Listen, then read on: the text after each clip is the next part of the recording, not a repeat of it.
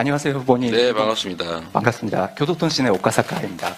한일 관계에 대해서 질문드리겠습니다. 일본에서 최근 기시다 내각이 출범하고 한국에서 내년에는 새로운 정부가 출범함으로써 관계 개선에 대한 기대감 조심스럽게 나오고 있는데요. 그렇지만 일본에서는 후보님께서 그동안 강경 발언을 해오신 것을 두고 대통령이 되면 한일 관계가 더 어려워질 거라는 우려의 목소리가 있는 것도 사실입니다. 그에 대한 후보님의 견해를 여쭙고 싶고 또 후보님의 실용 외교가 대일 관계에서는 어떤 식으로 적용될 것인지 설명 부탁드리겠습니다. 또 한 가지는 아무래도 한일 간의 제일 큰 현안이 징용 문제인데요. 문재인 정부는 대법원 판결을 존중하면서도 압류된 일본 기업의 자산을 강제 매각하는 것은 바람직하지 않고 외교적 해법을 찾는다는 입장인 것으로 알고 있습니다. 후보님의 생각도 같습니까? 이 문제 해결에 대한 해법이 보관이 있으신다면 어떤 것인지 설명 부탁드리겠습니다. 대한민국 외교 현안 중에서 가장 심각하고 또 어렵고 그런 현안들에 대해서도 여러 가지를 한꺼번에 물어주셔서 제가 꽤 시간이 걸려서 답변을 나눠서 드려야 될 것 같습니다. 우선 첫째로 한국과 일본의 관계는 보통은 가깝고도 먼 나라라고 이제 표현됩니다. 한국과 일본은 매우 지리적으로 가깝고 역사적으로도 문화적 교류도 아주 많았습니다. 그리고 최근에 근세사에는 이제 일본이 한국을 침공해서 아주 오랜 기간 동안 우리 한국 민중들에 대해서 엄청난 가해 행위를 했던 역사가 있습니다.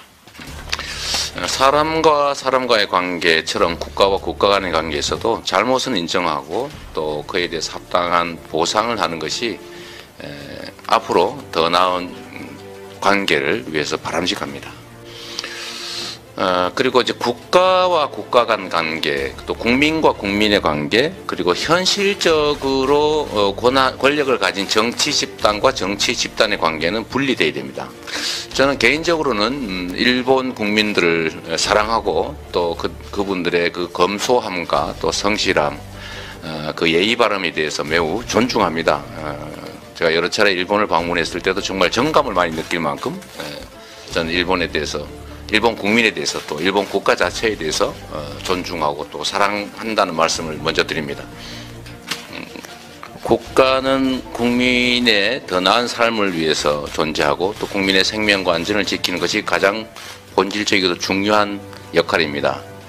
그렇기 때문에 한국 국민과 일본 국민의 관계는 좋아야 하고 또 일본국과 한국의 국가 간 관계 역시 당연히 좋아져야 됩니다. 그러나 현실적으로 특정한 시기에 그 나라의 현실적인 정치 권력을 가진 집단들은 끊임없이 변화하고 또 바뀌어갑니다.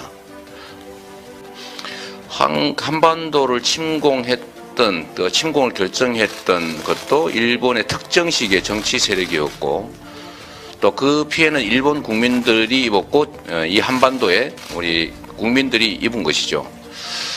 그리고 현실적으로 그 후에 또 일본의 현실적인 정치 세력들은 한때는 사과하기도 하고 또 한때는 그걸 부인하면서 우리가 무슨 잘못이 있느냐, 한 번 잘못했다고 얘기하면 되지 뭘 자꾸 또 반복적으로 사과하라고 하느냐라고 하는 집단도 있는 것입니다. 전후에 독일이 유럽 국가들에 대해서 취했던 태도를 일본은 좀 배울 필요가 있다고 생각합니다.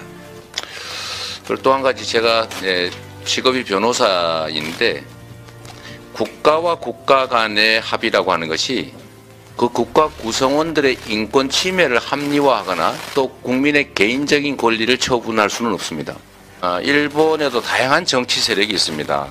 그 다양한 정치 세력 중에 일부는 보통 국가를 지향하고 평화헌법의 개정을 추진하고 또 어쩌면 숨겨져 있을지도 모를 궁극주의를 추구하는 경향도 없다고 할 수는 없을 겁니다. 우리는 근본적으로 일본과 한국 간의 관계가 개선되고 또 서로에게 모두에게 쌍방에게 도움이 되는 길로 가기를 당연히 바랍니다. 그러나 현실적으로는 정치의 이제 국내적 요소, 국내적 필요 때문에 불필요하게 대외적으로 긴장 관계나 적대 관계를 만들어내는 경우도 있다는 거죠. 그래서 첫 번째 질문에 대한 답을 드리도록 하겠습니다. So now we would like to answer the first question.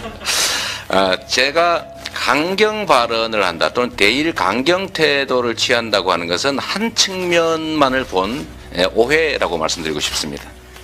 저는 한국과 일본이 가장 지리적으로 가깝고 상호 의존적 관계에 현실적으로 있기 때문에 서로 협력하고 서로에게 도움되는 길을 찾아가야 한다고 생각합니다. 그래서 일본 국가와 한국이라고 하는 나라와 나라 간의 관계, 또 일본 국민과 한국 국민의 이 국민들 간의 관계를 위해서라도 관계는 정상화되고 미래지향적으로 가야 하는데, 다만 현실적으로 현재의 특정한 정치 권력들이 국가의 이익 또는 각각의 국민의 이익에 좀 더 부합하도록 의사결정하고 또 행동할 필요가 있다고 생각합니다. 이어서 제가 두 번째 질문에 대한 답을 드리도록 하겠습니다. Now I'd like to move on to answer this 그러면 question. 한일 관계에서 어떤 게 진짜 실용 외교냐라는 질문에 답을 드리도록 하겠습니다.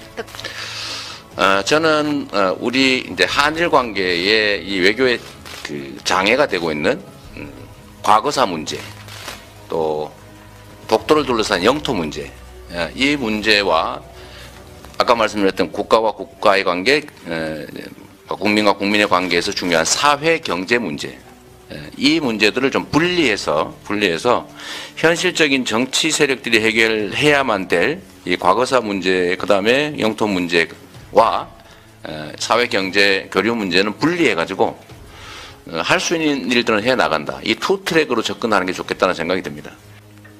침략에 따른 한반도의 피해라고 하는 과거 문제, 이걸 사과할 것이냐 말 것이냐, 배상할 것이냐 말 것이냐 하는 이 과거 문제와 우리가 앞으로 가야 될 미래에 관한 문제는 분리해서 대응한다. 또 영토 문제는 영토 문제대로, 정치 문제는 정치 문제대로 분리해서 경제적 교류와 협력의 문제 역시 분리한다. 이런 입장을 좀 잘 관철해주면 저는 충분히 쌍방이 합의할 수 있는, 쌍방이 모두 동의할 수 있는 길을 찾아낼 수 있다고 생각합니다. 그래서 세 번째 질문에 대한 답을 드리도록 하겠습니다. 징용 문제, 징용과 관련된 판결의 강제 집행 문제를 어떻게 해결할 것이냐, 이걸 물어주셨는데 답을 드리겠습니다. 서로 상대 국가의 현실적인 문제들을 좀 인정할 필요가 있습니다. 그 첫 번째 가장 중요한 차이가 뭐냐면, 한국은 입법, 사법, 행정이 헌법상 명확하게 분리되어 있어서 이 행정 영역이 사법에 절대로 관여할 수 없고, 관여하면 그게 범죄 행위로 처벌받게 됩니다. 근데 일본은 행정과 사법이 완전히 분리된 건 아니어서 행정적 요구에 따라서 사법적 결정과 집행이 바뀌어질 수 있는 나라라고 알고 있습니다. 그래서 서로 이 사법 판결과 집행에 대해서 이해하는 그러니까 입장이, 객관적 상황이 좀 다릅니다. 이제 그런 전제 위에서 가해 기업과 피해 민간인 사이에 이미 이루어진 판결을 집행을 하지 말자라고 하는 것은 사실상 불가능하기 때문에, 그 전제 위에서 이걸 인정하는 전제 위에서 문제 해결점을 찾아야 됩니다. 그 첫 번째는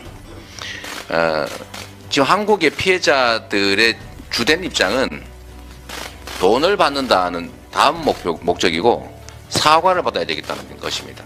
그래서 이 사과의 문제, 진정으로 인정하고 사과하는 문제가 우선이기 때문에, 이 문제는 사실은 돈 문제는 아니지 않습니까? 또 이런 그런 문제가 있고, 두 번째로 집행 문제는 일본이 요구하는 것처럼 집행 자체를 아예 하지 마라, 판결을 취소해라 라고 하는 건 불가능하기 때문에, 그 전제 아래서 예를 들면 지금 여러 가지 대안들을 서로 논의하고 있습니다만, 그 중에서 어떤 대안을 만들지는 제가 지금 이 자리에서 말씀드리기는 어렵고, 다만 서로 인정하고 객관적 상황이 다름을 인정하고 그 위에서 사과하고 진지하게 사과하면, 저는 마지막 남은 배상 문제는 저는 충분히 현실적인 방안들을 얼마든지 찾아낼 수 있다고 생각합니다. 네, 안녕하십니까. 미국 ABC 뉴스 이하경 PD입니다. 후보님께서 대통령이 된다면 현 정부의 유화적인 대북 기조를 이어갈 계획이신지 질문하겠습니다. 똑같은 상황을 놓고서도 보는 입장에 따라서 또 보는 거리에 따라서 전혀 다르게 보여질 수 있습니다. 멀리 떨어져 있는 미국의 입장에서 보면 이제 한반도 문제는 그 미국의 이제 세계 군사 안보 전략상 한 부분이고 대상에 불과하지만 이 한반도에 살아가는 우리 8천만 우리 국민들 입장에서는 미래와 목숨이 달린 일인 것이죠. For the United States, that's geographically located at a very far distance. 하지만 이 한반도에 살아가는 우리 8천만 우리 국민들 입장에서는 미래와 목숨이 달린 일인 것이죠.